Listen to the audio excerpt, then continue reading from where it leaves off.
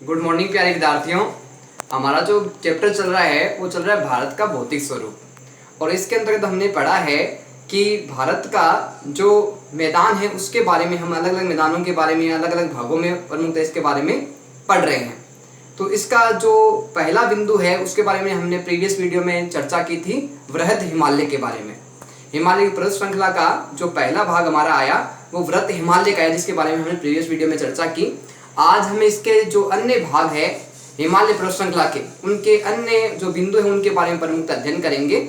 इसके साथ साथ जो प्रीवियस वीडियो तक आपको पढ़ाया जा चुका है, समझाया जा चुका है, उसकी अच्छी तरीके से आप तैयारी करें। और इसके साथ साथ जो चैप्टर अपने कंप्लीट हो चुके हैं उनका भी दोहरान करते रहें और प्रॉपर है इन वीडियोज के नोट्स भी आप तैयार करते रहें, ताकि आगामी समय में जब आप अपने अध्ययन का दोहरान करो तो उस समय आपके लिए इजीली रहे। आज हम बात करते हैं वृहद जो हिमालय है उसकी चर्चा हमने कल की थी, और आज हम हिमालय पर्वत श्रृंखला के जो दूसरा अपना भाग है उसके बारे में प्रमुखतः हम चर्चा करेंगे। इस भाग का नाम है मध्य हिमालय। क्या नाम है इसका? मध्य हिमालय। और अपने वृहद हिमालय के बारे में कल बात की थी। आज बात करेंगे हम मध्य हिमालय के बारे में। बात आती है कि जो मध्य हिमालय है उसको हिमाचल या लघु हिमालय भी कहा जाता है। जो अपना मध्य हिमालय है उसके दो अन्य नाम है, क्या क्या है? हिमाचल या लघु हिमालय के नाम से भी क्या है कि मध्य हिमालय को प्रमुखतः जाना जाता है। बात आती है कि वृहद हिमालय कौन सी श्रेणी में स्थित है। तो ध्यान रखना कि जो वृहद हिमालय की जो श्रेणी है वो कहाँ पे स्थित है? दक्षिण में स्थित है। कहाँ पे स्थित है? दक्षिण में ये स्थित है। कौन सा? अपना मध्य हिमालय। बात आती है कि ये जो मध्य हिमालय है इसकी औसत ऊंचाई है वो लगभग कितनी है? तो इसकी औसत ऊंचाई है वो 3500 से लेके और 4500 मीटर तक बताई गई है। इसकी औसत ऊंचाई कितनी है? मुख्यतः सामान्य जो देखने को मिलती है वो 3500 मिलती है, और अधिकतम इसकी ऊंचाई की बात करें मध्य हिमालय की तो इसकी अधिकतम जो ऊंचाई मिलती है वो 4500 मीटर देखने को मिलती है। बात आती है कि इसकी प्रमुख पर्वतीय स्थल है वो कौन कौन से हैं। प्रमुख जो पर्वतीय पर्यटनीय स्थल है मध्य हिमालय के वो प्रमुख स्थान कौन कौन से हैं? तो ध्यान रखना, प्रमुख रूप से डलहौजी, शिमला, धर्मशाला और जो मसूरी है, ये चार इसके मध्य हिमालय के प्रमुख क्या है? पर्यटनीय स्थल है। यानी एक प्रकार से मध्य हिमालय के क्षेत्र में महत्वपूर्ण भूमिका रखते हैं पर्यटन की दृष्टि से। कौन कौन से स्थान? डलहौजी, शिमला, धर्मशाला और मसूरी। अब बात आती है कि ढालों पर वन व घास के मैदान पाए जाते हैं। कि जो ढलान वाला स्थान है, ढलान वाला भाग है, ढलान वाला जो क्षेत्र है, यहाँ प्रमुख रूप से क्या पाए जाते हैं? वन और जो घास के मैदान है बड़े बड़े वो प्रमुखतः देखने को मिलते हैं। कौन से भागों में? इनके ढलान वाले भागों में देखने को मिलते हैं। बात आती है इनकी औसत जो चौड़ाई है वो लगभग कितनी है? तो औसत चौड़ाई है इसकी सामान्यतः कितनी देखने को मिलती है? 50 किलोमीटर तक देखने को मिलती है, और अधिकतम इसकी चौड़ाई की बात करें तो 80 किलोमीटर तक इसका विस्तार देखने को मिलता है। इस प्रकार हमने बात की कि जो इसकी ऊंचाई है वो 3500 से लेके 4500 मीटर तक बताई गई है, और इसकी बात करें हम चौड़ाई की तो चौड़ाई इसकी सामान्यतः 50 किलोमीटर से लेके 80 किलोमीटर तक बताई गई है। बात आती है कि हिमालय पर्वत श्रृंखला है उसका तीसरा भाग कौन सा है। तो हमने पहले भाग की बात की वृहद हिमालय की, दूसरी हमने बात की मध्य हिमालय की, और तीसरा इसका भाग है हिमालय पर्वत श्रृंखला का वो भाग है शिवालिक। इस प्रकार शिवालिक के बारे में हम आगे चर्चा करेंगे। सबसे बात आती है कि लघु हिमालय के दक्षिण में स्थित है। जो शिवालिक है वो कहाँ स्थित है? जो लघु हिमालय है उसके दक्षिण में स्थित है। लघु हिमालय के दक्षिण में स्थित कौन सा है? शिवालिक पर्वत श्रेणी हिमालय की। बात आती है हिमालय की सबसे निचली पर्वत श्रेणी। जो ये हिमालय पर्वत श्रृंखला की सबसे निचली अगर पर्वत श्रेणी का नाम पूछा जाए तो कौन सी कही जाएगी? शिवालिक। और हिमालय पर्वत श्रेणी की सबसे ऊंची जो पर्वत श्रेणी वो कही जाएगी तो उसे वृहद हिमालय कहा जाएगा। बात आती है कि इसकी औसत ऊंचाई है वो कितनी है। तो औसत ऊंचाई है इसकी किसकी? शिवालिक की। ये 1200 से लेके और 1500 मीटर तक बताई गई है। कितनी? 1200 सामान्यतः, और अधिकतम कितनी? 1500 मीटर तक है इसकी ऊंचाई है शिवालिक की, वो बताई गई है। बात आती है कि शिवालिक का निर्माण है वो प्रमुख रूप से किस रूप से हुआ है, किन प्रकार की चट्टानों से हुआ है। तो ध्यान रखना, प्रमुख रूप से जो अवसादी चट्टानें हैं और असंगठित जो पत्थर है और सिल्ट है, इससे प्रमुख रूप से किसका निर्माण होता है? शिवालिक का निर्माण होता है। प्रमुख रूप से किस किस से? अवसादी चट्टानों से, इसके साथ असंगठित जो पत्थर है उससे और सील्ड से। प्रमुख रूप से किसका निर्माण होता है? शिवालिक हिमालय पर्वत श्रेणी का जो सबसे निचला भाग है उसका निर्माण होता है। बात आती है कि इसकी औसत चौड़ाई है वो लगभग कितने किलोमीटर है? कितनी है? 10 से 50 किलोमीटर तक है इसका विस्तार बताया गया है। किसका? शिवालिक। और शिवालिक क्या है? सबसे निचली पर्वत श्रेणी है, उसको शिवालिक कहा गया है। ये कहाँ स्थित है? लघु हिमालय के दक्षिण में स्थित है। बात आती है कुछ संकरी घाटियां पाई जाती है उनको क्या कहा जाता है? संकरी घाटियां यानी कुछ जो हिस्से हैं इसके एकदम छोटे होते हैं जिनको संकरी घाटियां कहा जाता है। और इसको किस नाम से जाना जाता है? इनको दून कहा जाता है। इनको क्या कहा जाता है? जो संकरी घाटियां हैं उनको किस नाम से प्रसिद्ध है? दून के नाम से इनको प्रमुखतः जाना जाता है। बात आती है कि देहरादून घाटी में स्थित एक शहर है। ये जो दून है इसका एक प्रमुख उदाहरण देखने को मिलता है। देहरादून है वो एक दून घाटी में स्थित एक शहर बताया गया है। बात आती है अब उत्तरी भारतीय मैदान की। अब तक हम बात कर रहे थे हमारे हिमालय पर्वत श्रृंखला की, जिसको हमने भौतिक आधार पे बांटा था। भौतिक आधार पे हमने भारत को 6 भागों में बांटा था। पहला जो हमारा भाग है हिमालय पर्वत श्रृंखला, उसका जो अपना है कंसेप्ट है वो कंप्लीट हो चुका है। सेकंड जो इसका भाग आता है, जो अपने डिवाइडेशन किया था, इसको बांटा गया था, इसका दूसरा भाग है उत्तरी भारतीय मैदान।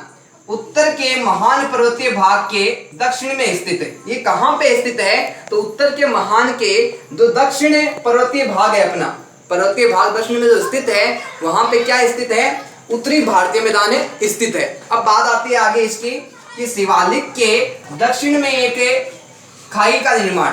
अब इसका निर्माण हुआ है उत्तरी भारतीय मैदान का। ये किस प्रकार से हुआ है? तो उत्तरी भाग में, दक्षिणी भाग में जो खाई है शिवालिक की तरफ है, उसके द्वारा इसका प्रमुख निर्माण बताया गया है। बात आती है गंगा व ब्रह्मपुत्र की नदियों द्वारा लाए गए निक्षेपण से। अब इसका निर्माण हुआ है वो किसके द्वारा हुआ है? कि गंगा और जो ब्रह्मपुत्र अपनी नदियां हैं उसके निक्षेपण के द्वारा किसका निर्माण हुआ है? उत्तरी भारतीय मैदान का निर्माण प्रमुखतः बताया गया है। तो ध्यान रखना, क्वेश्चन ये बनता है कि उत्तरी भारतीय मैदान का निर्माण कौन सी नदियों के निक्षेपण के द्वारा हुआ है? तो ध्यान रखना, गंगा और ब्रह्मपुत्र नदियों के निक्षेपण के द्वारा इसका प्रमुख निर्माण बताया गया है। बात आती है कि भारतीय मैदान का निर्माण, इसका प्रमुख निर्माण हुआ है। अब बात करते हैं कि जो उत्तरी भारतीय मैदान है इसका विस्तार प्रमुखतः किस स्थान से लेके कितना इसका विस्तार बताया गया है, कहां तक ये प्रमुख रूप से फैला हुआ है, कौन से भाग में इसका विस्तार है, इसके बारे में प्रमुखतः चर्चा हम करेंगे। किस भाग की? उत्तरी भारतीय मैदान की। ये प्रमुख रूप कहाँ विस्तारित बताया गया है? शिवालिक के दक्षिण में है ये उत्तरी भारतीय मैदान का प्रमुख विस्तार बताया गया है। बात आती है कि पश्चिम में सतलज नदी से लेकर पूर्व में जो ब्रह्मपुत्र नदी तक है इसकी लंबाई कितनी है? उत्तरी भारतीय मैदान है ये पूर्व से लेके सतलज नदी से लेके और ब्रह्मपुत्र तक इसकी कुल लंबाई है वो कितनी है? इसका कुल विस्तार है वो कितना है? तो प्रमुखतः इसका जो लंबाई प्रमुखतः बताई गई है वो बताई गई है 2500 किलोमीटर। यानी सतलज नदी से लेके ब्रह्मपुत्र तक इसका जो विस्तार है, कुल लंबाई है वो बताई गई इसकी 2500 किलोमीटर। अब बात आती है आगे इसकी कि इसका निर्माण नदी द्वारा लाए गए जलोढ़ से हुआ है। उत्तरी भारतीय मैदान का जो निर्माण प्रमुखतः हुआ है वो किस प्रकार से हुआ है? तो ध्यान रखना, प्रमुख रूप से नदी द्वारा लाए गए जलोढ़ से। नदी द्वारा लाए गए जलोढ़ से हम देखते हैं कि नदी, जब नदी का पानी बहता है तो नदी का पानी बहने के साथ साथ उसमें पानी का बहाव ही नहीं होता, उसके साथ साथ उसमें क्या है कि जो मिट्टी के कण होते हैं, जो अन्य तत्व होते हैं, वो भी पानी के साथ क्या है बहकर आगे चले जाते हैं। तो इस कारण भी इसका क्या है प्रमुखतः मैदान का उत्तरी भारतीय मैदान है, इसका निर्माण प्रमुखतः बताया किसके द्वारा? नदी के जलोढ़ के द्वारा। जलोढ़ किसे कहते हैं? जिसमें पानी के साथ साथ कुछ मिट्टी के अन्य तत्व और कुछ कण भी है वो साथ में बहते रहते हैं। बात आती है भारत का सर्वाधिक उपजाऊ मैदान। अब आती है कि भारत का सर्वाधिक उपजाऊ मैदान कौन सा है? तो प्रमुख रूप से जो उत्तरी भाग है वो सबसे सर्वाधिक उपजाऊ मैदान है। इसकी वजह क्या है कि पानी के साथ साथ नवीन जलोढ़ है वो भी क्या है कि पानी साथ साथ बहता रहता है, जिस कारण क्या है कि मिट्टी के ऊपर एक नवीन परत चढ़ जाती है, एक नवीन परत का निर्माण होता है, जिस कारण क्या है कि नवीन जलोढ़ उत्पन्न हो जाती है। और नवीन जलोढ़ उत्पन्न होने के कारण वो जमीन है, वो भूमि है, प्रमुख रूप से क्या हो जाती है? अधिक उपजाऊ हो जाती है। और अधिक उपजाऊ होने के कारण क्या है? उत्पादन अधिक होता है। और जहाँ क्या ये पानी नहीं पहुँचता वहाँ का मैदान कम उपजाऊ होता है, और जहाँ ये पानी पहुँच जाता है जलोढ़ के रूप में, तो वहाँ क्या है कि वो मैदान, वो भाग क्या हो जाता है, अधिक उपजाऊ हो जाता है। बात आती है मैदान को, पुरानी जलोढ़ को बांगर कहा जाता है। अब मैदान की जो पुरानी जलोढ़ होती है उस भाग को क्या कहा जाता है, उस भाग को बांगर कहा जाता है।